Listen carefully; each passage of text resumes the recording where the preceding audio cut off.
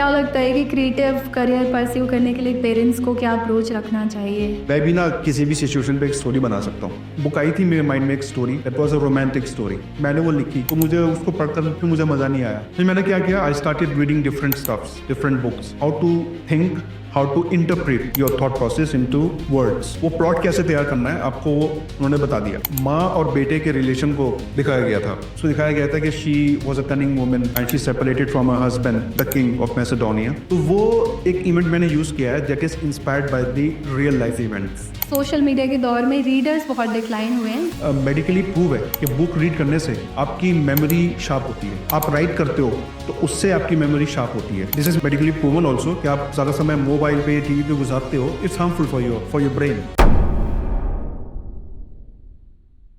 आदाब, नमस्कार, सत श्री अकाल। मैं हूं नाज और मैं लेकर आ गई हूं एक नया पॉडकास्ट जिसका नाम है poetry and you. Poetry and you में आज के हमारे गेस्ट हैं एच.ए. रहमान। एच.ए. रहमान जी एक आईटी प्रोफेशनल होने के साथ साथ एक वर्सेटाइल ऑथर भी हैं और इन दिनों आपकी लिखी पुस्तक and a leader is born market में खूब चर्चित हो रही है। आज की इस बातचीत में हम उनसे जानेंगे कि वो कैसे बने एक सक्सेसफुल ऑथर, जानेंगे बुक मार्केटिंग के बारे में और साथ ही जानेंगे कि कैसे उन्हें मिला उनका पहला मनपसंद पब्लिशर। इसके साथ साथ जानेंगे पब्लिशिंग इंडस्ट्री के कुछ हिडन सीक्रेट्स, एच.ए. रहमान जी की अब तक की जर्नी और कैसे ओवरकम किया उन्होंने राइटर्स ब्लॉग से। इसके साथ ही जानेंगे आपके द्वारा लिखी book and a leader is born से जुड़ी कुछ रोचक बातें। तो इन शॉर्ट इस पॉडकास्ट के माध्यम से आपको पता चलेगी बहुत सारी inside stories about a journey of an author. Enjoy the show. Poetry and you में आपका बहुत बहुत स्वागत है।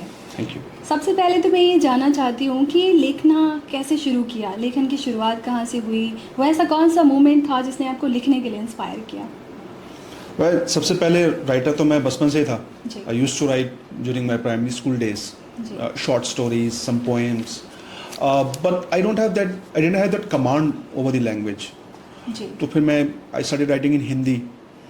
तो मुझे लेकिन इसमें कुछ मज़ा नहीं आया, लेकिन फिर भी मैं लिखता रहता था कुछ ना कुछ। So you know when I reached to my high school, तब मुझे रियलाइज हो कि यार अभी कुछ बन नहीं रहा, let me first build up my language, my command over English, then I will start writing. Then I got busy in my usual studies, in cricket, in my studies, and later on I have to fulfil my engineering dream.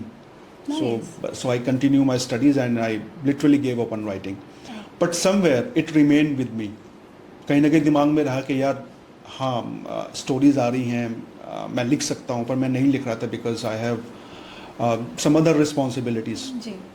Till later on in my life, you know, some 10-12 years back, I was sitting in my home. My father was watching news on a national television. तो suddenly तभी एक interview pop up हुआ in which a journalist, he was interviewing a tea staller. Nice. He used to sit in Press Trust of India building. Okay. And that guy was also a writer, author of 2-3 books. Okay. तो वो हिंदी में लिखते थे। जी। तो journalist उनका जब interview ले रहा था तो that guy was so excited. तो उनके जो फेशियल एक्सप्रेशन थे और जिस खुशी से वो बता रहे थे अपनी बुक के बारे में, तो मुझे बड़ा अच्छा लगा। मैं फादर को बोला आप यहीं रुक जाओ, late me first watch this. तो उन्होंने मुझे देखने दिया। तो मुझे बहुत अच्छा लगा उनके ख्यालात सुन के, उनकी बुक के लिए जो उनका एंथुसियाज्म था और जिस तरह से वो एक्सप्लेन कर रहे थे कि एक साइड पे तो चाय का ठेला है उनका और दूसरी साइड पे उन्होंने सड़क पर ही बुक का स्टॉल्स लगाया हुआ है। Nice, very interesting. तो उनका जो आई थिंक जो एंथुसियाज्म था मुझे बहुत अच्छा लगा। दिस गाय, और वो बहुत अच्छे से उन्होंने अपनी बुक का एक्सप्लेन किया। उनकी किसी बुक को शायद कोई एक अवार्ड भी मिला था। अच्छा। तो दैट मोमेंट आई रियलाइज कि व्हाई कांट आई। तो मैंने अपने फादर को बोला कि सी मैं भी ना किसी भी सिचुएशन पे एक स्टोरी बना सकता हूँ। ओके। तो फादर, आपके फादर का क्या रिएक्शन था? तो कहने लगे अच्छा that's good habit, you should try. फिर उन्होंने मुझे एक अलग बात बताई जो उन्होंने उससे पहले मुझे कभी नहीं बताई थी कि यूजुअली जब मैं तुम्हारे पीटीएम में जाता था स्कूल में, तो मुझे ये फीडबैक मिला कई बार कि तुम लिखते बहुत अच्छा हो। अच्छा। एसेज, निबंध, समथिंग ऑफ दैट सॉर्ट। तो मुझे सुनकर बड़ा अच्छा लगा। फिर जब उस दिन के बाद से मैंने ठान ली कि अब मुझे अपनी बुक लिखनी है and anyway whatever I have to do, I have to publish my book. Nice. तो एट दैट टाइम एक बुक आई थी मेरे माइंड में, एक story that was a romantic story. मैंने वो लिखी, तो मुझे उसको पढ़कर फिर मुझे मज़ा नहीं आया। मैं कहा यार ये उस लेवल तक, क्योंकि आई वॉज, फिर मैंने क्या किया, I started reading different stuffs, different books. I read somewhere around 20-25 books, all classic English literature. 25 books. I think I over a period of 2 years I should say. Okay. But उससे पहले मैं नहीं पढ़ रहा था Okay. कोई भी fiction या non-fiction. But then I started But writing. within 2 reading. years, you completed these 20 to 25 books. Exactly. I was writing side by side and I was reading also. Then to enhance my skill, I joined a certificate course for creative writing Oh. from British Council in New Delhi. अच्छा. So there I completed my course, 3-month course actually. 3 months course. So there actually they taught us how to build a plot. Generally बहुत सारे ऐसे new commerce भी हैं जो लिखना चाहते हैं बट दे डोंट नो कि which course they should pursue and since you have pursued this course I would like to know more about it like how you It came was to no just an introduction course, introduction to creative writing. But somehow they taught you that how to think, how to interpret your thought process into words. वो plot कैसे तैयार करना है आपको वो उन्होंने बता दिया. फिर उनकी युवा मुझे अभी भी याद है अच्छे से. They taught us that we are just teaching you the tip of the mountain. Rest you have to discover. तो मुझे पता था ठीक है मैं डिस्कवर कर रहा हूँ. The best thing you can do if you want to write is to read more and more stuff. वो अंदर से आना चाहिए. तो उसके बाद से I had this idea. So I started building my plot. I prepared the plot, and based on that plot, I started weaving the story, step by step. So after completing this course you started writing your first book. Yeah, Nice. you can say the first book. जो उससे पहले मैं लिख रहा था, that is still draft. incomplete. Okay. अभी भी draft stage Draft नहीं नहीं है. है. But yes, now I'm thinking that I should write it because romantic novels अभी भी लोग पढ़ते हैं काफी. बिल्कुल. So that happens there. So after still when I started writing this book in 2017, August 2017, मुझे उसके बाद भी 5 साल लगे इस बुक को कंप्लीट करने में. 5 years, long time. Long time because I was busy in my corporate job. I was busy with my family.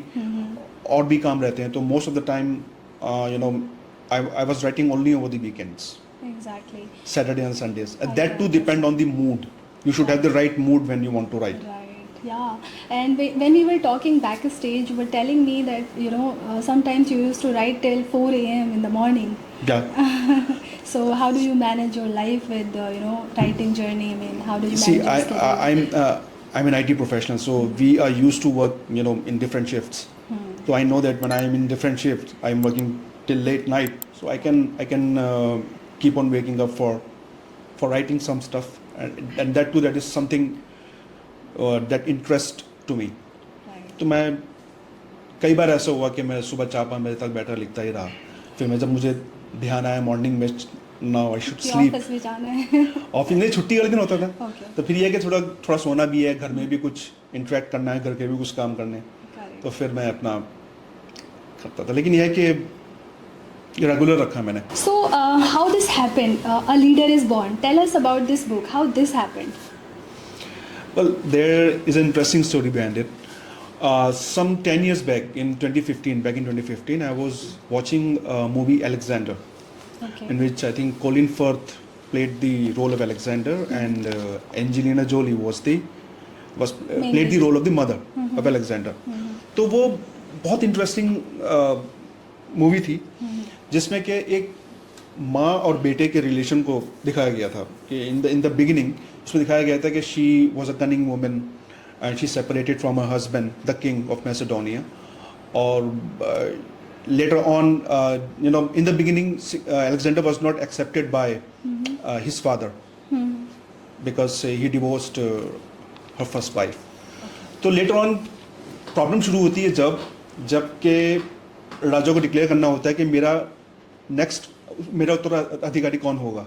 Okay. तो in that scenario he chooses his second son with his second wife. तो वहाँ पे conspiracy शुरू होती है कि because Alexander को उन्होंने एक्सेप्ट कर लिया था बट उन्होंने उसको ये एक्सेप्ट नहीं किया था कि he will become the king of Macedonia. तो इस बात पे कुछ जो काउंसिल ऑफ मिनिस्टर्स थे कुछ लोग नाराज थे किंग से, और उसके पीछे कॉन्स्पिरेसी चलती है जो अलेक्जेंडर की मदर ड्राइव करती है, and eventually she got her husband murdered. उसके बाद, उसके होने के बाद they declare Alexander as the king of Macedonia. तो वो होता क्या है कि पहले उसको पता नहीं होता अलेक्जेंडर को उस बारे में कि ऐसी कुछ कॉन्स्पिरेसी हुई है। ही थॉट के his father got murdered and the people of the Macedonia wanted him to become the king of Macedonia. तो वो एक्सेप्ट कर लेता है। Later on he found out that behind the assassination of his father was his mother. तो फिर उसको बहुत गुस्सा आता है, वो अपनी माँ के पास जाता है। पहले वो अपनी माँ की बहुत इज्जत करता था, उससे he was the finest woman in the world for him. तो उसके बाद से वो उससे नफरत करने लगता है। अच्छा। और वो जाके अपनी माँ को बताता है कि मैं तुम्हारी कभी शक्ल नहीं देखूंगा।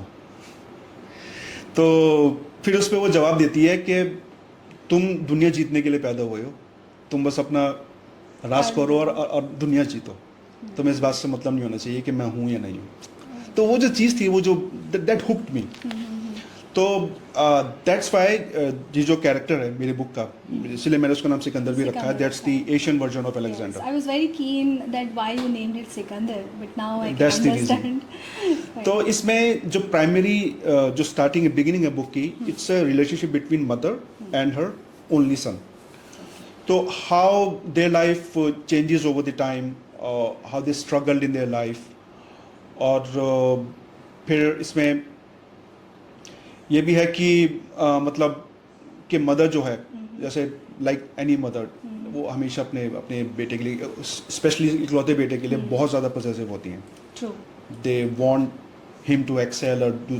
पर होता क्या है कि because I mention it is a story of a leader, तो उसके अंदर कहीं ना कहीं वो बात होती है कि वो एक अच्छा लीडर बन सकता है, तो वो वही रास्ता चुनता है जो उसके मदर को पहले मंजूर नहीं होता।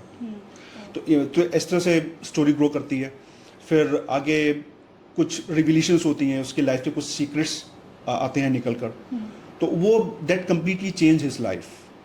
सो this book is actually story of a family of politicians and their aspirations, their goals. And you know, हम जानते हैं ना कि politicians can be crook and can be communal, can be anybody. तो how they behave in such scenario, so उनकी लाइफ कैसी होगी, वो लोग क्या कर रहे होते हैं। तो बुक में वो सब दिखाया गया है कि एक फैमिली है, अब वो आपस में ही एक दूसरे से वो लोग जलते हैं या एक दूसरे को नीचा दिखाना चाहते हैं। They want to gain the power, everybody want power in their hand. तो ये उसी की लड़ाई है, पावर की, पावर एंड बिट्रेयल। एंड जैसे अभी आपने बताया कि इस बुक को कंप्लीट करने में आपने लगभग 5 साल लिए हैं, 5 years। सो इन 5 years के टाइम स्पैन में बीच में आपकी लाइफ में कुछ ऐसी घटनाएं घटी या कुछ ऐसा था जिसने आपकी स्टोरी को मॉडिफाई किया? डे टू डे लाइफ की कुछ इंसिडेंट्स कहीं ना कहीं इम्पैक्ट तो करते होंगे। हाँ, day to day life in the beginning, book की स्टार्टिंग में मैं एक इवेंट यूज़ कर रहा हूँ, that is a slum colony event, जिसमें कि कुछ गवर्नमेंट एक्टिविटीज़ होती हैं जो कि इनजस्टिस प्रिवेल करती हैं, कि लोगों के घर गिराए जा रहे हैं या वो उनसे ज़बरदस्ती इवैक्यूएट कराया जा रहा है प्लेसेस को। तो वो एक इवेंट मैंने यूज़ किया है that is inspired by the real life event, and that happened during the time of emergency when Sanjay Gandhi was leading the international Congress. Delhi में एक जगह है तुर्कमान गेट, उस पर ये इवेंट हुआ था, जहाँ पर के लोगों से ज़बरदस्ती जगह खाली कराई जा रही थी, इस वजह से कि वहाँ पे कुछ मॉल्स बनेंगे या कुछ गवर्नमेंट ऑफिसेस बनेंगे। तो वो बहुत फेमस इवेंट हुआ था दिल्ली में। आज भी वहाँ वो लोग दिल्ली के लोग जानते हैं उस इवेंट के बारे में। सो मुझे वहाँ से इंस्पिरेशन मिली, so I use that event in the book, but I named it I portray it in a different manner. But वो यही था कि हमें एक ऐसा लीडर दिखाना है जो लोगों के हक के लिए, उनके जस्टिस के लिए लड़ता है। आपको नहीं लगता कि आपका जो प्रोटैगनिस्ट है वो बहुत आइडियलिस्टिक कैरेक्टर है? जनरली आम जिंदगी में ऐसे लोग अब नहीं हैं शायद, या कम है, बहुत कम है। हाँ, एग्जैक्टली, वो तो आपने इतना आइडियल कैरेक्टर एज प्रोटैगनिस्ट चुना, इसके बारे में कभी किसी रीडर ने कोई फीडबैक दिए हो, या ड्यूरिंग पब्लिशिंग जब आप पब्लिशर्स को अपनी स्क्रिप्ट दिखा रहे थे, इसमें कोई फीडबैक या कुछ भी? हाँ, फीडबैक तो मुझे मिला नहीं। Publisher and my literary agent, they all were happy the way the book has been written. But yes, I received one or two negative feedback also कि यार ऐसा कौन लिखता है, इतना आइडियलिस्टिक कौन हो सकता है. हाँ. तो मैंने कहा ऑब्वियसली नहीं हो सकता, क्योंकि हमने कभी देखे नहीं ऐसे लीडर. हमने तो करप्ट और क्रूक ही देखे हैं. नहीं देखे, करेक्ट. तो मैंने कहा ये तो हो सकता है. तो द आइडियल जो मेरी सोच थी इसके पीछे, इसको बनाने के पीछे, वो यही थी कि यार एक ऐसा लीडर हो जो लोगों को मिलाकर रखे और फिर रूल करे. वो कैसा होना चाहिए, वो कैसे बिहेव करेगा during the time of political turmoil और during the time of injustice और ये सब कुछ होता है. मैं भी, क्योंकि आपकी बुक जब पढ़ रही थी, सिकंदर के कैरेक्टर ने मुझे बहुत इन्फ्लुएंस किया, और आई वाज थिंकिंग कि अगर आज के ज़माने में ऐसे लीडर हों तो वाकई बहुत बहुत सुधार हो सकता है हमारे माशरे में और बहुत कुछ बेटर हो सकता है. हाँ, ऑब्वियसली हमें ज़रूरत है ऐसे लीडर्स की जी. जो कि सिर्फ लोगों के बारे में सोचें और देश के बारे में सोचें, उन्हीं के लिए काम करें. बिल्कुल. तो जब आपने इस बुक की पब्लिशिंग के रिगार्डिंग पब्लिशर्स को रीच आउट करना शुरू किया, वो पूरा प्रोसेस समझाइए कि किस तरह से आपने अपनी इस मैन्यूस्क्रिप्ट को पब्लिशर्स तक पहुंचाया और क्या चैलेंजेस फेस किए. Actually when I was writing the book ना, मैं साथ साथ ये भी रिसर्च कर रहा था कि how should I approach publisher और अ लिटरेरी एजेंट. तो मैंने बहुत सारे राइटर्स के ब्लॉग्स देखे, उनकी जर्नीज पढ़ी. तो मोस्ट ऑफ द टाइम जो थे एक नेगेटिव फीडबैक मिला कि अच्छा. मतलब ऐसा लिखा था लोगों ने, कई लोगों ने, कि publishing is too difficult. Oh. You are writing a book is just 50% work done, rest 50% is to get published and to get market. तो मतलब बहुत नेगेटिव फीडबैक्स मैंने देखे. बहुत कम लोग ऐसे थे जो लिखते थे कि हाँ भाई पब्लिशिंग जो है कि ठीक है, मेरी बुक सही से पब्लिश हो गई. But most of them they found it very difficult to publish in India, especially जहाँ पे राइटर्स ज़्यादा हैं और रीडर्स कम हैं. तो किस तरह से आपको आपके मनपसंद पब्लिशर मिले और कैसे आपने उन्हें फाइनल किया? एग्जैक्टली. फिर मैंने मैंने सोचा कि see I will not approach the publisher directly, I will hire a literary agent. अच्छा. So I was researching, doing some research कि किसको अप्रोच करना चाहिए. So I send my manuscript to 2-3 literary agents. उनमें से मुझे 4 को, सॉरी, तो 3 से को रिप्लाई नहीं आया. चौथे से रिप्लाई आया. It was the Book Bakers, mister Suhel Mathur, ji. And I am very thankful for him to ji. Picking up my He book. is well known name in the industry. He is the well known name. Yes. तो after few weeks he responded over the email, और उन्होंने मुझसे कुछ और documents मांगे. तो मैंने उनको वो सारे डॉक्स अवेलेबल कराए. तो फिर कुछ दिन बाद उनको रिप्लाई आया कि भाई it's good and will go ahead, but there is some process we need to follow, and उसके according will approach the publishers. So that was back in 2022, June 2022. Okay. तो I got my book published in 2024 December. तो that was a long journey Long again. journey. But he found me 5 or 6 publishers, and उन्होंने मुझे choice दी कि आप कौन सा choose करना And you चाहोगे, selected the best one. And I selected the best Best one. Out of it. तो फिर उन्होंने मेरी बुक पब्लिश करी.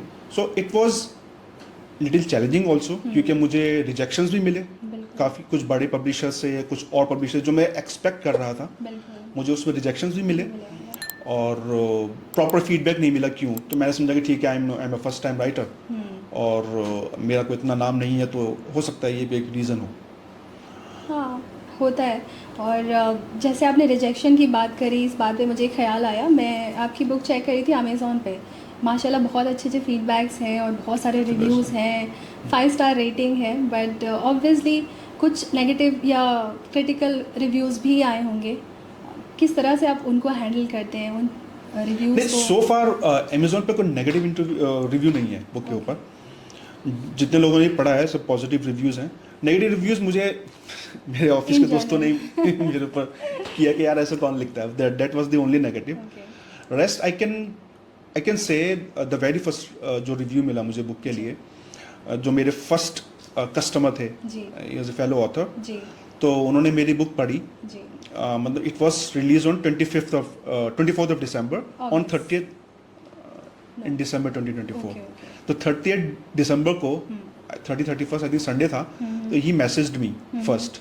ही mentioned that wow what a book. Nice. फिर उन्होंने मुझे कॉल किया. उन्होंने बताया कि man this is one of the best book I have ever red.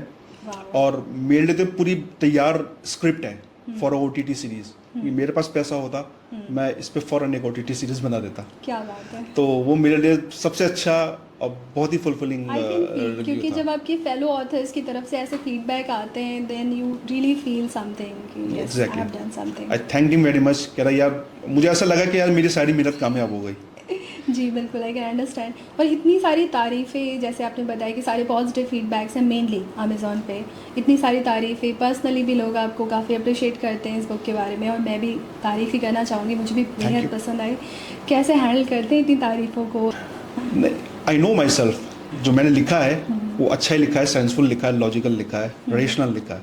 तो मुझे पता है मैंने जो लिखा है अच्छा तो उसको लिखा है। मैं सर पे नहीं चढ़ा सकता ना। मतलब इट्स नॉट लाइक के ठीक है, हाँ बुक लिखी थी, अच्छी लिखी थी, अच्छे फीडबैक ही आने चाहिए, but I am ready for the negative also because I have gone through so much in my life. जी अप्स एंड डाउन सब देखे हैं लाइफ में, Correct. तो वो मैटर नहीं करता है। अच्छे फीडबैक आ रहा है, गुड, अच्छा फील होता है। अगर नेगेटिव फीडबैक भी हैं जो बहुत कम हैं तो इट्स ओके, वो आएंगे, आई am ready for it. Right. तो अब तक की आपकी जो पब्लिशिंग वाली जर्नी रही एज एन ऑथर, आप उसको कैसे डिफाइन करेंगे? एज एन ऑथर आपकी जो जर्नी है, अप्स एंड डाउन्स, लर्निंग, अगर आपको वो कम शब्दों में हमारे ऑडियंस के लिए डिफाइन करना पड़े तो आप क्या कहना चाहेंगे? My journey so far is very much fulfilling. मैं तो यही कहूँगा, if somebody wants to write a book तो आप दिल से लिखो।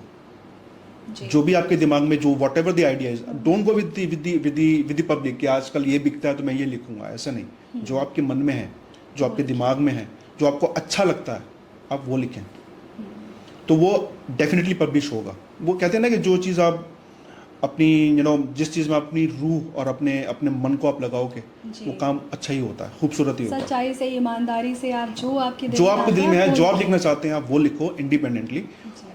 जो भी निकल के आएगा वो अच्छा ही होगा, बेहतरीन ही होगा और पब्लिश ज़रूर होगा। जैसे आपने कहा कि हमें वो लिखना चाहिए जो हमारे दिल में है, पूरी ईमानदारी से।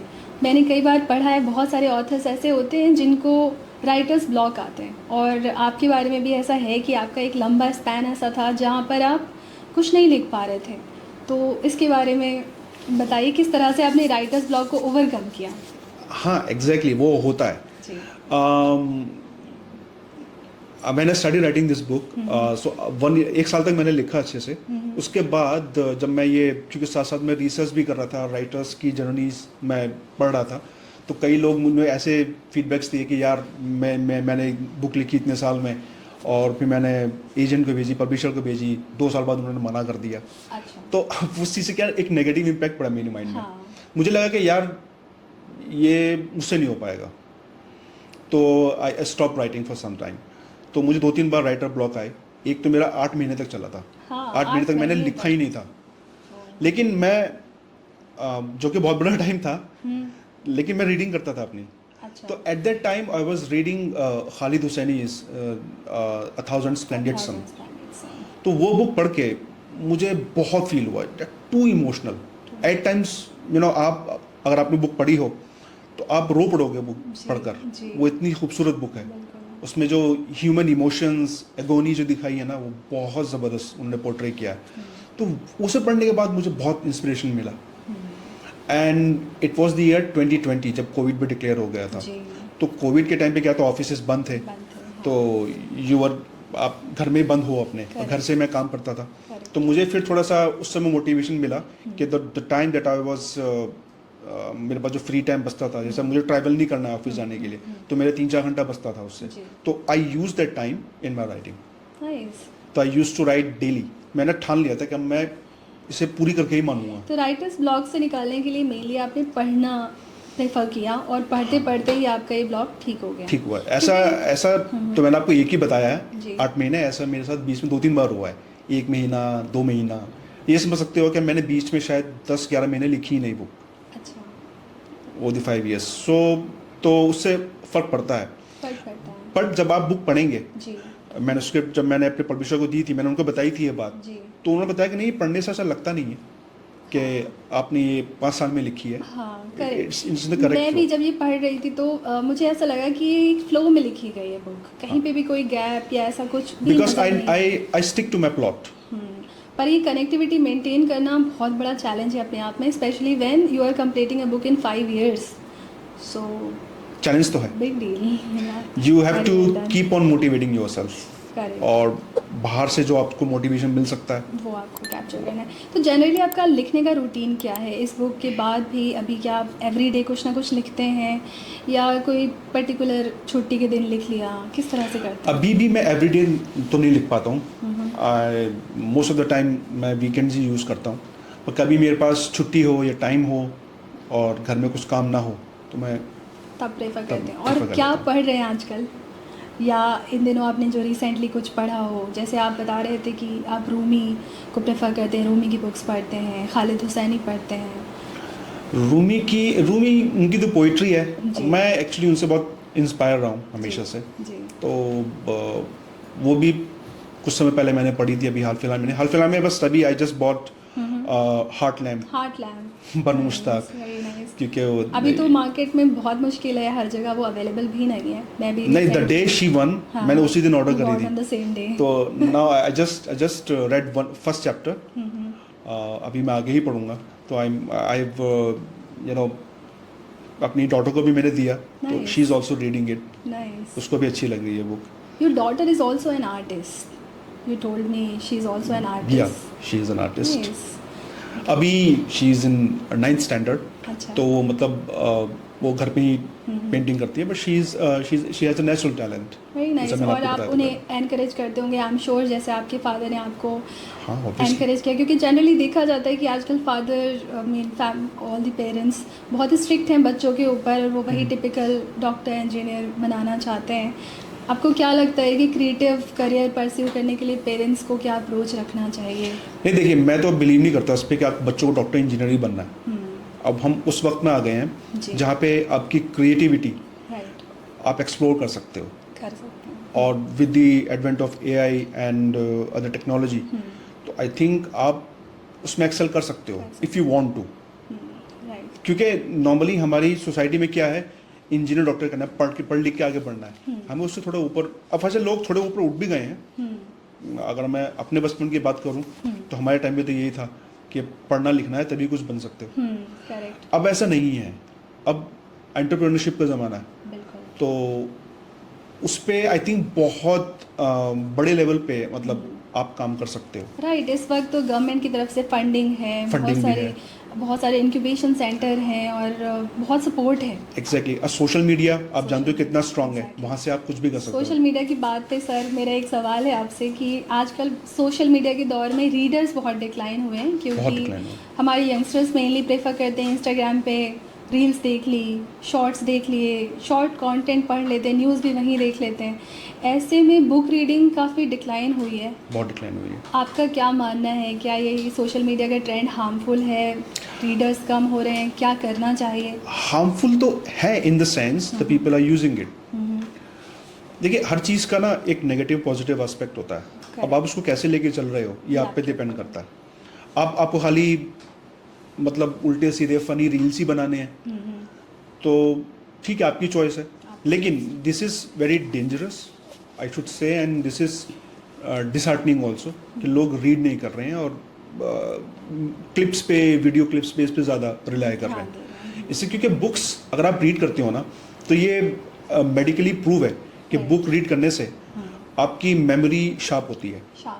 That's the natural process. आप राइट करते हो तो उससे आपकी मेमोरी शार्प होती है, और this is medically proven also कि आप ज़्यादा समय मोबाइल पे, टीवी पे गुजारते हो, it's harmful for your brain. तो अगर ये हैबिट कम करेंगे ना, कम कर रहे हैं लोग, तो ये उनके लिए हार्मफुल है। बुक्स आर नॉट लाइक कि आपको उसको बर्डन समझो। बुक आप कोई भी पढ़ो अपनी चॉइस की, है ना, उससे क्या कुछ ना कुछ आपको बेनिफिट ही देगी, कुछ सिखाएगी आपको, भले ही वो फिक्शन ही क्यों ना हो। मैं ये मानता हूँ, मैं तो एनकरेज करता हूँ अपने बच्चों को भी कि वो बुक रीडिंग पे ज़्यादा दिमाग लगाएं, ना कि टीवी पर। बिल्कुल, वो बहुत ज़रूरी है, बहुत ज़रूरी है। मेरे काफ़ी ऐसे दोस्त भी हैं जो कि अपने बच्चों को हैबिट डलवा रहे हैं। वो खुद परेशान है कि बच्चे टीवी में बैठे रहते हैं, टीवी के आगे बैठे रहते हैं, तो वो खुद उनको हैबिट डलवा रहे हैं, घर में छोटी सी लाइब्रेरी तैयार कर रहे हैं। बच्चों को कहें तुम्हें क्या पढ़ना है बताओ, उनके लिए वो बुक्स अवेलेबल कराते हैं ताकि वो बुक्स पढ़ें, ना कि टीवी पे दिमाग लगाएं। Very nice. हाँ, क्योंकि सोशल मीडिया से बच्चों का अटेंशन स्पैन भी बहुत कम होता है और डिस्ट्रैक्शन भी बहुत होता है। बहुत डिस्ट्रैक्शन होता है उससे, और उसमें आपके पास कोई, आप रिस्ट्रिक्ट नहीं कर सकते, उसमें ऐसे कंटेंट्स भी हैं जो बच्चों को नहीं देखने चाहिए। राइट। तो सर आपके आगे के क्या प्लान है? अभी फ़िलहाल आप कुछ लिख रहे हैं या कुछ नया आने वाला है? हाँ, लिख रहा हूँ. आई am writing historical book about legendary queen of Deccan. मैं नाम नहीं लूँगा. नाइस. तो क्योंकि हिस्ट्री में मेरा बहुत इंटरेस्ट रहा है हमेशा से, जी. तो फिर मुझे ऑफर हुआ कि यार आप कुछ नॉन फिक्शन में लिखो. तो then I took up this topic which I am writing.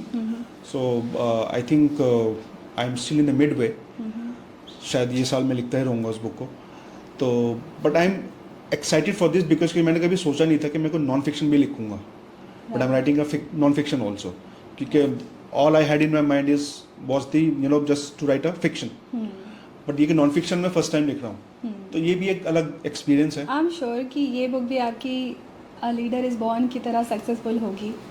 देखिए ज़रूर इंशाल्लाह. जी. और बहुत सारे लोग आपको रीच आउट करते होंगे, publishers I am sure reach out करते होंगे, मार्केटिंग एजेंसीज. तो अभी आपने कुछ फाइनल किया है इस आने वाली बुक के लिए किसी को? हाँ, अप्रोच तो कर रहे हैं, बट अभी I am not finalized. I want to take some time, क्योंकि मैं क्वालिटी पे ज़्यादा विश्वास रखता हूँ. आई डोंट बिलीव कि just I will write just for the sake of writing. I believe in the quality, कि मैं अच्छे से अच्छा लिखूँ जिसे पढ़ के दूसरों को इंटरेस्ट भी आए, मुझे अच्छा लगे. पहले मुझे अच्छा लगे, रीडर्स तो बाद में पढ़ेंगे. ऑब्वियसली अगर आपको तो अच्छा जब तक- लगेगा तो हाँ readers को भी एग्जैक्टली, touch जब तक मैं करेगा. सेटिस्फाई नहीं होऊंगा अपने अपने काम से, तब तक मैं आगे नहीं बढ़ूंगा. फिर मेरा भी ये लगभग रहता कब तक हम आपकी नेक्स्ट बुक एक्सपेक्ट कर सकते हैं? है. I think next year Next year. 2026 may be at the end. Okay. मैं काफ़ी सोच रही थी कि आपका ऑलरेडी आप एक आईटी प्रोफेशनल हैं, आपका बहुत बिजी रहता होगा रूटीन. ऐसे में लिखना, और आजकल तो कितने सारे ऑफिस में भी इश्यूज होते हैं, बहुत हैक्टिक लाइफ है. कैसे मैनेज करते हैं आप इस बीच लिखने को? हाँ एग्जैक्टली, मुझे जो डायरेक्टर ब्लॉक आए हैं वो मोस्टली ऑफिस की फ्रस्ट्रेशन की वजह से ही आए हैं. तो होता क्या है कि I am passionate about writing. आप किसी चीज़ के लिए पैशनेट होते हो ना, तो आपका जो खुद ब सबकॉन्शियस खुद. माइंड होता है आपको पुश करता है कि नहीं ये करना है तुम्हें. तो कई बार ऐसा होता था कि जैसे मैं रात में लेटा हूँ, मुझे नींद नहीं आ रही है, अब मैं सोच रहा हूँ कि राइटिंग करनी है, नहीं करनी है, लेकिन अंदर से एक आवाज़ आती है कि नहीं करना है यार ये काम. करना है. तो फिर वो जब आप किसी चीज़ के लिए पैशनेट होते हो ना, तो अगर आपको कोई भी काम करना है, यू लाइक समथिंग, आपको पैशनेट होना पड़ेगा उसके लिए.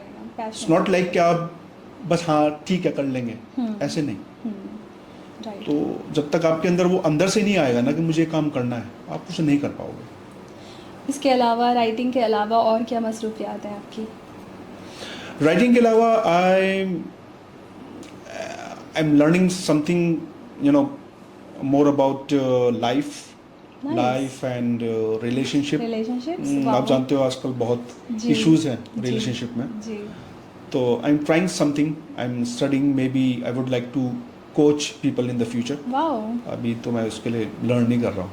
I am sure very soon you will do that. या एग्जैक्टली. जी. तो रिलेशनशिप पे आप रिसर्च कर रहे हैं, और आजकल आप देख रहे हैं माहौल कैसा है, इतनी सारे ब्रोकन मैरिजेस, इतने सारे चैलेंजेस, साथ साथ क्राइम भी हो रहा है. आपको क्या लगता है क्या वजह है इसकी? ट्रस्ट. लोग ट्रस्ट नहीं करते एक दूसरे के ऊपर. जी. ये बहुत बड़ा इशू है. एक जो हम कहने को हम we are the most civilized race today, जो हम ह्यूमंस हैं, most technological advance race.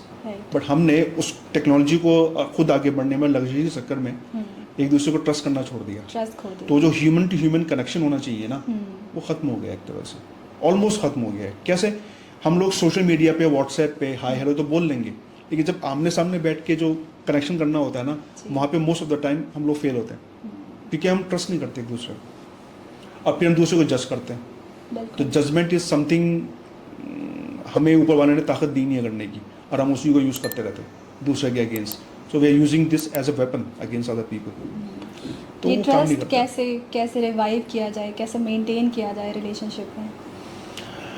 I think इसके लिए ज़रूरी है कॉन्वर्सेशन. बातचीत. Conversation means healthy conversation. आप ये बात करो कि मैं क्या एक्सपेक्ट करता हूँ, और मैं ये बात करूँ आप क्या एक्सपेक्ट करते हो, और उस पर हम काम करें. जी. एक चीज़ बहुत होती है कि if you are a couple, right, तो आपके दोनों के गोल सेम होने चाहिए. अगर आपके दोनों के गोल सेम है ना, और जैसे नॉर्मली होता भी है कि आपके बच्चे हैं, उनके फ्यूचर के लिए आप काम कर रहे हो, तो आप दोनों के उसमें गोल सेम होने चाहिए, तो उससे आप बने रहोगे एक दूसरे के साथ। वहाँ पे अगर आपके कुछ कॉन्फ्लिक्ट है ना, कॉन्फ्लिक्ट, हाँ। तो वो बढ़ती चली जाएगी conflict.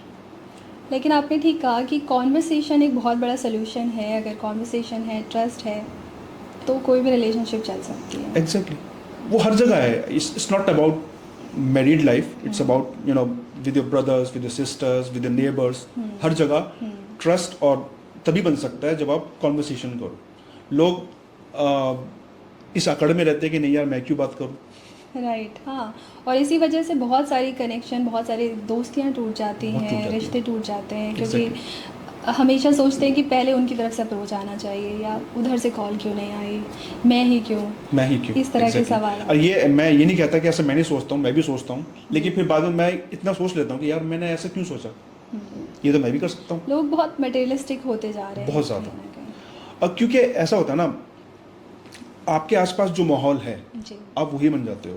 Correct. If you are surrounded with negative people, you will obviously become negative। उसका इम्पैक्ट आएगा, आएगा इम्पैक्ट। कहीं ना कहीं। अगर आप मेडिटेशन करते हैं या कुछ ऐसी चीज़ें फॉलो करते हैं लाइफ स्टाइल में जिससे आपके अंदर पॉजिटिविटी मेंटेन रहे, वो भी मुझे लगता है एक इम्पैक्ट करती होगी कि रिलेशनशिप अच्छे देखिए, मुझे चलेंगे, लाइफ स्मूथ जाएगी। अगर मैं डिप्रेस्ड हूँ, मुझे कुछ टेंशन है, तो मैं एक ही काम करता हूँ, मैं कुछ समय के लिए गुजारता हूँ। कुछ समय अकेले हो जाते हैं। मैं आई एंजॉय माई सॉलिट्यूड। अच्छा, that's the best way that I री एनर्जाइज माई सेल्फ। राइट। और मैंने कहीं और पढ़ा था, उसी में मुझे ये आइडिया मिला था जी। कि that I should start writing. Writing, अब मुझे इसमें बहुत सुकून मिलता है। राइट। और मैं आपके बारे में जब पढ़ रही थी तो मैंने पढ़ा था that you are Sufi by heart. तो मैं समझना चाहूँगी आपसे कि आप सूफिज़म को कैसे डिफ़ाइन करते हैं, आपके नज़दीक सूफिज़म क्या है? सूफीज़म देखिए, एक तो कुछ हमारा फैमिली मैटर भी है, हमारा जनरेशन है, कुछ सिलसिला रहा है सूफीज़म में। अच्छा, और in my childhood I was surrounded with few of the Sufis in my neighbourhood. मेरे आसपास कुछ सूफी लोग थे, आज भी Nice. हैं कुछ लोग उनमें से ज़िंदा। तो देखिए, उससे होता क्या है, मैं सूफी भाई अपने को इसलिए मानता हूँ कि आई नेवर डिस्क्रिमिनेट। मैंने अपनी लाइफ में कभी डिस्क्रिमिनेट नहीं किया किसी के साथ। मैं ऐसा सोचता ही नहीं। If I am talking to Farah, तो मेरे लिए मायने रखता है कि आप क्या इंसान हो, आपसे मेरी क्या कॉन्वर्सेशन हो सकती है, आप मुझे क्या दे सकते हो, क्या वैल्यू दे सकते हो, मैं आपको क्या दे सकता हूँ, है ना। ये बेसिक कॉन्वर्सेशन इंसान के बीच में होनी चाहिए, ना कि ये कि मैं आपसे कोई रंज रखूँ कि नहीं यार आप तो वो हो और मैं ये हूँ, ये हूँ। ऐसा नहीं होना चाहिए, कंपैरिजन नहीं होना चाहिए। तो मैं कभी भी किसी इंसान से मिलता हूँ, मुझे नहीं मतलब होता उसका बिलीफ क्या है, उसकी कास्ट क्या है, उसकी कंट्री क्या है। I never discriminate. मुझे इंसान से मतलब होता है, वो इंसान मुझसे बात करने के लिए रेडी है, साफ दिल से बात करने के लिए रेडी है, तो मैं भी रेडी हूँ। बहुत अच्छी बात है। समबडी एक्ट मीन, तो मैं उससे दूर हट जाता हूँ। ओके, अब प्रॉब्लम ये है कि दुनिया में इतने मीन लोग हैं, कितनों से दूर हटोगे? कितनों से दूर हटेंगे? हाँ, ये सवाल है। ये बहुत बड़ी प्रॉब्लम है। और दूसरी बात, सूफीज़म की सबसे अच्छी बात मुझे ये लगती है कि वो आपको सिखाता है कि आपको मोहब्बत कैसे करनी है। मोहब्बत means the universal love, love with the almighty Lord, with the creator. जैसे कि अगर आप किसी से मोहब्बत करते हो, किसी भी इंसान से, तो आपको उसके बारे में हर बात अच्छी लगेगी, है ना। कैसे वो बात करता है, कैसे वो ड्रेस्ड होता है, कैसे वो बिहेव करता है, यू विल लव एवरीथिंग। तो now imagine if you love your creator, you will be in love with everything, with the universe, with the earth, with the animals, with the fellow humans, with everything. You can relate then कि हर चीज़ के पीछे एक reason है। कोई भी चीज़ उस दुनिया में बेवजह नहीं है। एक चींटी का भी एक काम है और एक इंसान का भी एक काम है। each and everything is contributing to this universe. तो फिर आपको चलेगा पता कि अगर इंसान की एक वैल्यू है तो शैतान की भी एक वैल्यू है। अगर एक अच्छे इंसान का अच्छे लोगों का होना ज़रूरी है, फरिश्तों का होना ज़रूरी है, तो शैतान का होना भी ज़रूरी है, क्योंकि शैतान सही बुरे से ही हमें अच्छे का पता चलता है। क्योंकि बुरे से ही आपको टेस्ट किया जाएगा आप में कितनी अच्छाई है। है ना। तो ये जो सोच होती है सूफीज़म की, ये आपको एक नेक्स्ट लेवल पे ले जाती है। हालांकि मैं खैर इसके लिए बहुत मेहनत करनी पड़ती है, जितना मैंने सुना है जी। हम लोग तो शायद हम दुनिया में इतने ज़्यादा इन्वॉल्व हैं कि शायद हम नहीं पहुंच सकते, अगर अनलेस कि हम लोग बहुत ज़्यादा चाहें अचीव करना। राइट। पर वो जो अप्रोच है वो बहुत डिफरेंट अप्रोच है और वही सही लाइफ जीना सिखाता है। बहुत इंटरेस्टिंग लगता है सूफिज़म सुनकर, और मुझे लगता है हमारी ऑडियंस को भी ऐसा लगेगा कि क्या है सूफिज़म, वो जानना चाहेंगे या फॉलो करना चाहेंगे। तो किस तरह से कोई भी एक ऐसा इंसान जिसे सूफिज़म के बारे में कुछ नहीं पता बट वो इसे फॉलो करना चाहे, सीखना चाहे, एनलाइटन होना चाहे, क्या बात है, क्या स्टेप्स हैं? बस उसके लिए देखिए बेसिक चीज़ तो यही है, आप इंसान हो, इंसानी बन के रहो, डू गुड विद अदर्स। वो कहते हैं ना कि जब आप किसी अच्छा करोगे तो लौट कर आप पे ही आएगा। तो सूफिज़म इज़ नॉट समथिंग कि उसके लिए आपको इस्लाम फॉलो करना पड़े। इट्स अबाउट, उसमें इसकी एक यूनिवर्सैलिटी है, एक डिविनिटी है कि आप अच्छा काम करो, दूसरे से मोहब्बत रखो तो आपको पलट के मोहब्बत ही मिलनी है। तो आप इस तरह से अगर चलते हो लाइफ में तो आप ऐसी ही लाइफ गुजारोगे। उसको हो सकता है और धर्मों में कुछ और नाम से पुकारा जाता हो, बाकी सूफिज़म अगर आपको in its real sense follow करना है तो you can read Rumi, you can read Shams Tabrez. इनकी बहुत ऐसी स्टोरीज हैं जो स्पेसिफिकली मुझे बहुत अच्छी लगी, जो आपको एनलाइटन भी करेंगी, और लर्निंग भी मिलेगी। हाँ, वो आपको ये नहीं बोलेंगे कि यार तुम ये धर्म फॉलो करो या ये जाति पे चलो उस पे, वो आपको ये बताएंगे आपको ज़िंदगी कैसे गुजारनी है। आपके सामने दो लोग बैठे हैं, एक अच्छा एक बुरा है, तो आपको अच्छे से कैसे बात करनी है, बुरे से कैसे बात करनी है, वो उसमें आपको बांटेंगे नहीं। वो आपको बस ये सिखाएंगे, बस सामने इंसान ही बैठा है, इंसान से ही बात करनी है आपको। मतलब दिल साफ रखो, अपना दिल साफ रखो, वो मेजर है। और वो बहुत बड़ा काम है। अगर कोई इंसान आज की दुनिया में दिल साफ करके चल ले, ज़िंदगी गुजार ले, वो फरिश्ते से कम नहीं है। ट्रू एकदम बहुत मुश्किल है, बहुत मुश्किल काम है। आप कॉन्वर्सेशन की बात कर रहे थे कि एक दूसरे से ह्यूमन टच और कॉन्वर्सेशन होनी चाहिए जिससे ट्रस्ट डेवलप होता है। इसी सिलसिले में मैं ये जानना चाह रही थी कि इस तरह इतने बिज़ी रूटीन के साथ हम एक दूसरे से कहीं ना कहीं दूर होते जा रहे हैं। ऐसे में जगह जगह स्पेशली मेट्रो सिटीज़ में देखा गया है कि बहुत सारे लिटरेरी क्लब्स हैं जहाँ ऑथर्स, राइटर्स, पोएट्स, हर तरह के आर्टिस्ट एक दूसरे से जुड़ते हैं इन क्लब के माध्यम से और अपने अपने आर्ट फॉर्म की बात करते हैं। क्या आप भी किसी ऐसे क्लब से जुड़े हैं और आपको क्या लगता है कितना हेल्पफुल होता है ऐसे क्लब से जुड़ना? नहीं, एग्जैक्टली मैं जुड़ा हूँ। मैं 2 बुक क्लब से जुड़ा हूँ पास्ट में, अभी भी हूँ जुड़ा हुआ मैं बुक क्लब के साथ। तो या दैट्स अ गुड हैबिट। अगर आपको एक हैबिट बनानी है ना रीडिंग की, राइटिंग की, so you have to be in the company of the like minded people. तो आपको बुक क्लब में वो मिलता है। वहाँ आपको ऐसे लोग मिलेंगे जो रीडिंग करते हैं पैशनेटली और वो राइटर्स भी होते हैं। तो वहाँ से आपको हेल्प मिलती है। वो होता क्या है, जैसे there is a book of the month कि we will read this book in this month, तो आप वो बुक पढ़ोगे पूरा महीना। फिर end the month there will be a session, then online session, जहाँ वो डिस्कशन होगा। उस बुक के राइटर्स भी आएंगे और आप डिस्कस करोगे उनके साथ, कुछ क्रॉस क्वेश्चंस करोगे, कुछ अच्छे फीडबैक दोगे, कुछ नेगेटिव लगेगा वो भी आप उनसे पूछोगे। Is in open forum.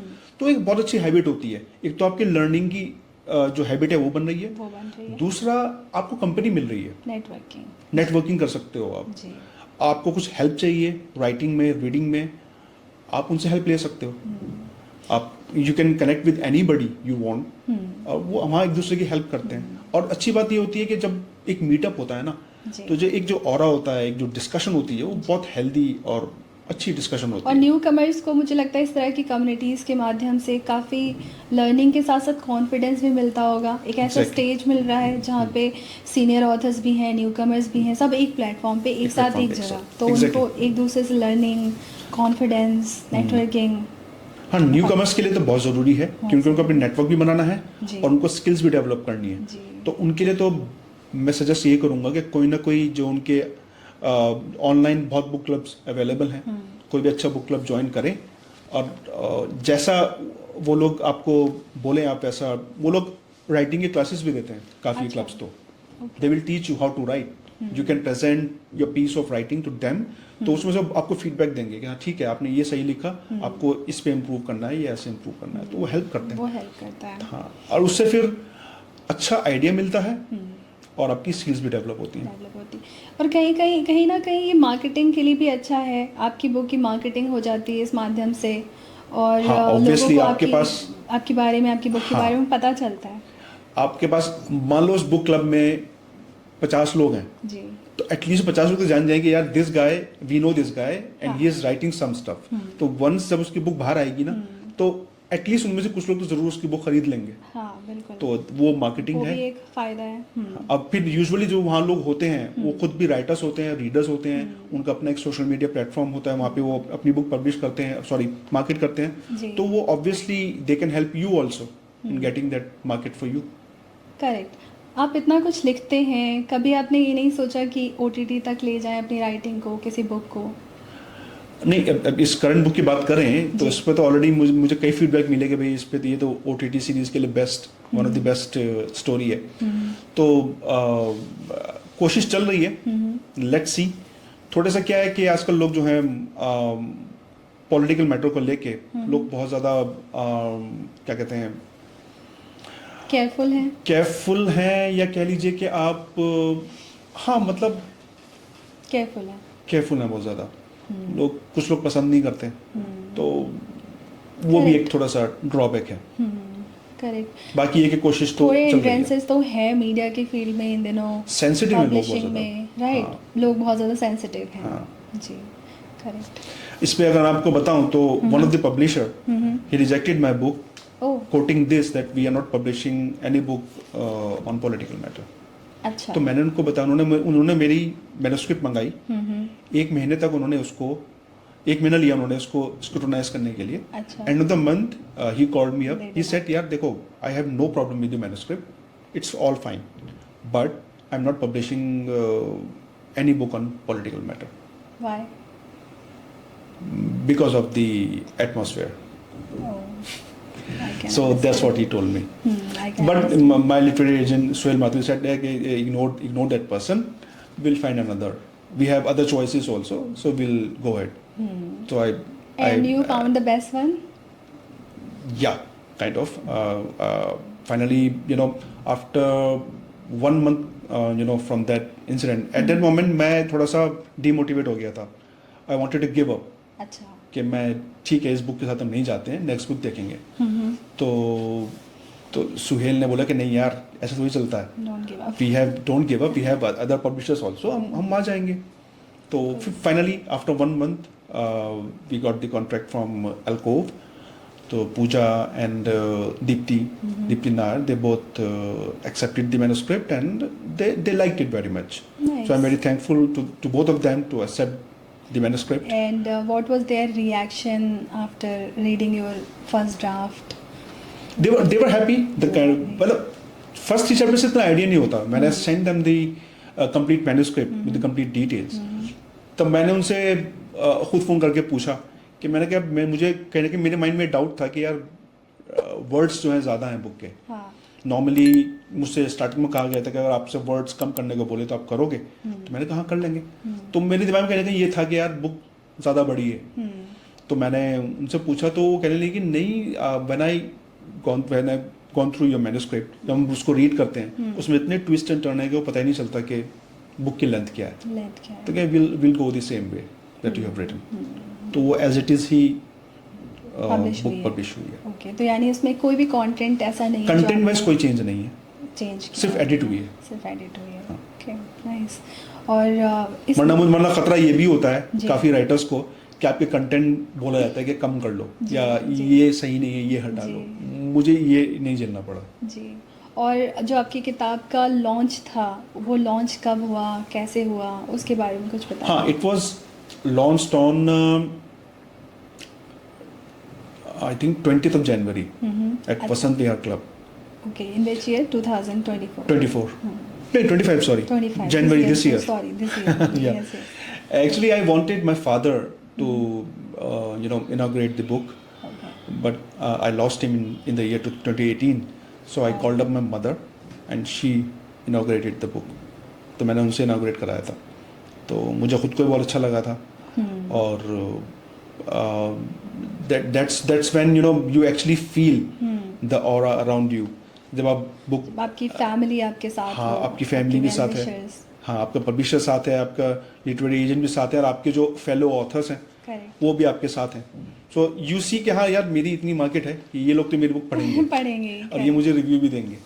तो वो भी एक अलग मतलब एक अलग ही मतलब वो सेटिस्फैक्ट्री होता है। हाँ। और आगे की क्या प्लान है फर्दर राइटिंग में, आप करियर को आगे अपने कैसे देखते हैं?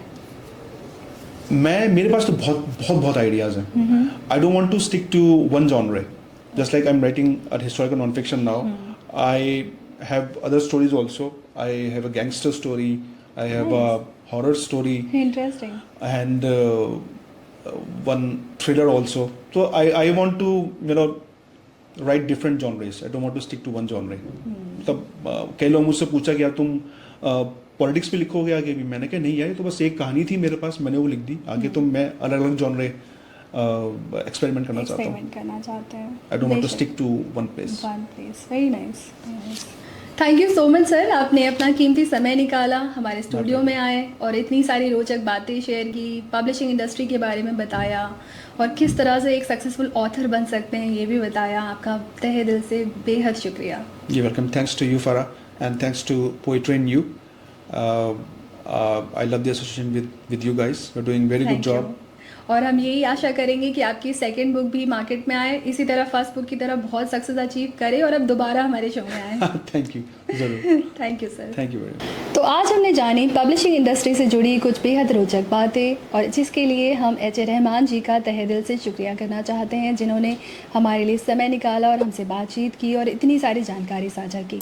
पोएट्री एंड यू इसी तरह आपको मिलवाता रहेगा नए नए कलाकारों से। जुड़े रहिए हमारे साथ और चैनल को सब्सक्राइब करना मत भूलिएगा। Thank you for watching.